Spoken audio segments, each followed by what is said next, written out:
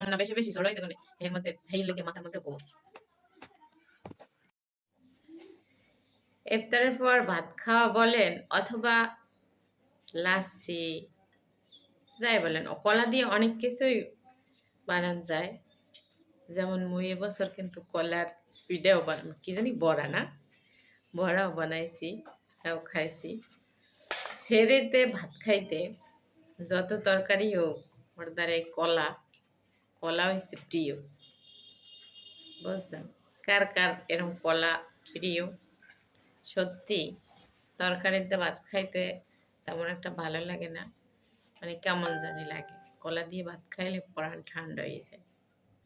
ইফতারের পরেও খাই, সেরেতেও খাই কলা হয়ে যায়। তবে এই কলা ভালো বুঝাবো, ওই যে বাজার জানো না, হ্যাঁ কেমন জানি থাকে। আর দেখছো একেবারে তাজা, ঠিক না? করুক দে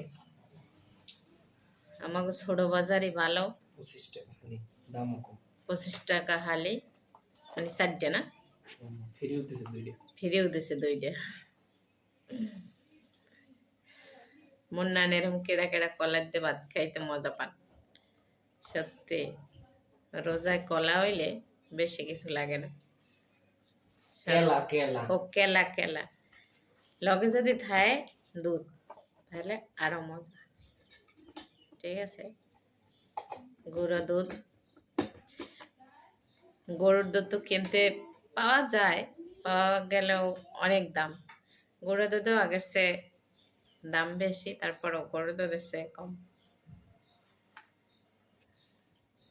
হাফ কেজি 1 কেজি দুধের দাম হচ্ছে যে প্রায় গুঁড়ো দুধের দাম প্রায় 400-500 টাকা না বেশি কি না 600 টাকার মতো, আর 1 কেজি গরুর দুধ 100। সবাই ভালো থাকবেন, বেশি বেশি কলা খাইবেন, বেশি বেশি কলা খেলে, আর বাচ্চাদেরকেও বেশি বেশি কলা খাওয়াইবেন, ব্রেন ক্লিয়ার থাকবে। মোর পোলাডারে কলাই খাওয়াতেলাম না বেশি বেশি সরইতে কোনে এর মধ্যে হেইয়ের লেগে মাথার মধ্যেও গোবর।